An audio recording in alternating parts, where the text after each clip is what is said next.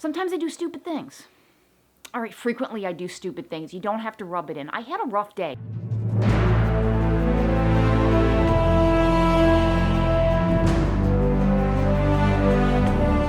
What is going on, ladies and gentlemen? My name is Sarah, and I hope each and every one of you is having an absolutely lovely day. Thank you so much for joining me. If you are new to the channel, thanks for visiting. I hope you'll consider subscribing. And if you've been here before, well, you know why we're here. We're in front of the hate machine. We've got Zwift in the background. That means a torture fest. And why can't we go play outside? Well, because I live in Western New York, and it's November, and it gets dark at 5 o'clock, and the weather sucks in 2020. That is all. All that is evil about cycling lives right here in the middle of my living room because I don't want to go sit in the other room and sit in the corner and think about what I've done while I'm doing my indoor cycling. So I just set my shit up right here because that's what I do. But you are joining me for the 4th installment in the Zwift Academy Tri workout series for the cycling portion as I take on FTP Development, FTP work. Fun stuff, riveting, really. It's really a good time, but it's very important to work your FTP. If you want to push your FTP up and you want to make those gains, you've got to work that system. It's very important for triathletes, very important for cyclists, so we have to do this type of work. It's 1 hour, get it done, get it over with, but I'm going to get it done and get it over with, and as I have with the last few workouts, I'll share the structure and some tips and tricks when I'm done with the workout, when I can put it into context, make sure I can read the on-screen instructions, pair them up with the coach's notes, and give you a better perspective of what you have in store when you approach this workout. But without any further blabbing about, I'm going to get my butt on the bike and do the workout. See you in a few.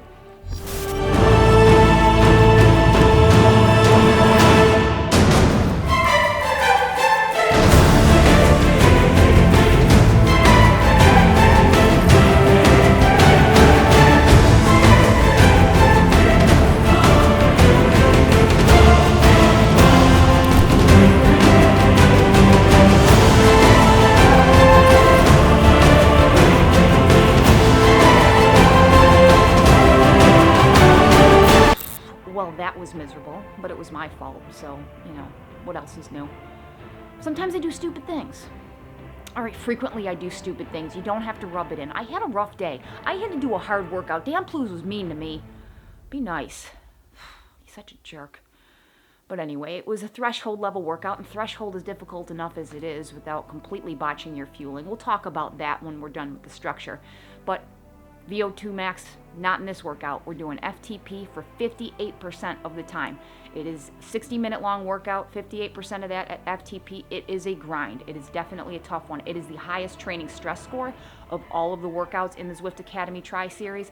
I wouldn't say it's the most difficult from a perceived exertion standpoint. I think the VO2 max ones tax the heart a little bit more difficult to wrap your head around recovery, but in terms of stress and work, this is actually the most difficult. So depending on what your profile is as a rider, this might be easy for you, this might be more difficult for you.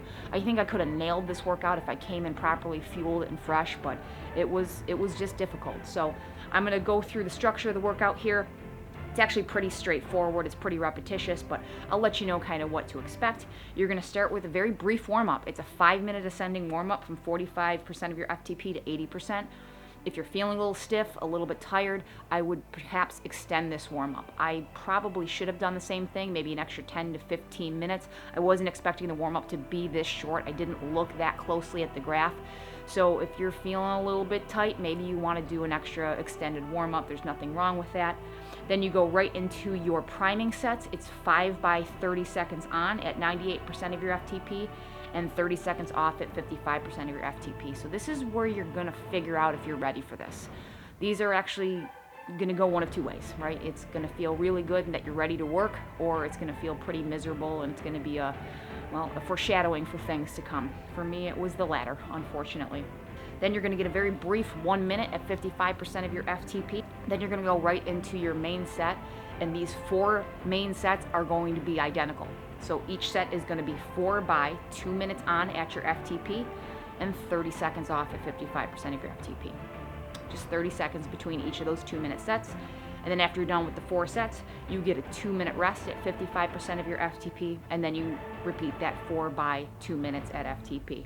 So once you're done with all 4 of those, as they get progressively more difficult, as you build fatigue within the legs, you're going to finish off with a 3-minute cool down, and he's going to bump you back up to that 75%, which is going to feel like absolute dog shit when you're done with these threshold level efforts, and you're going to wind your way down to 55% of your FTP. And I would recommend you extend this maybe an extra 5 minutes of just light, easy spinning at like 40 to 50% of your FTP. You're probably going to need it after this one. But it was tough for me to start. I'll start with fueling, because that's what I screwed up. I think you can do this workout fasted for sure. It wasn't like a pre-ride fueling per se. I would recommend though that you make sure that you are diligent with your daily fueling or the night before. So if you do this in the morning, you're going to do it fasted. Make sure the night prior, your primary meal, you've replenished your glycogen stores, right? So if you did a hard workout or anything the night before, make sure you top back up on those carbohydrates. If you're doing this in the afternoon or in the evening, make sure you fueled earlier in the day with good carbohydrates. I did not do that. I don't think I properly fueled last night. And then during the day today, it wasn't that I was under calories. I think I was just under carbed, because I came into this workout and I was burning ketones. You can smell ammonia when you're burning ketones. I was not burning carbs and fat. I was burning straight protein. So that was pretty disastrous. I didn't feel necessarily low energy. I didn't have it in the legs. My heart rate and perceived exertion actually was not that bad. My muscles were just failing. They just weren't doing what they were capable of doing. Again, I think I could have nailed a workout like this. I just did not come into it properly fueled. I kind of knew right from the get-go when my cadence was very low. And unfortunately, I mean, I came in, I had like a banana and a Cliff Bar before I got on the ride, but it just, at that point, it was too little too late. You can't replenish your carbs from the past 24 hours with, 300 calories before a workout starts. So, just be properly fueled going into this ride. You don't necessarily have to take on any in-ride fuel for this. Just make sure your glycogen's topped up, because it's pretty miserable when you don't. In terms of cadence, they recommend a cadence of between 85 and 100 RPM for these sets. That seems pretty fair. That's right in that sweet spot. It's a good area. My cadence kept dropping down way lower than normal for me. I just did what I could to get through the sets, to get the workout done. I can tell you right now, I wanted to quit this workout at least 5 times. At least 5 times.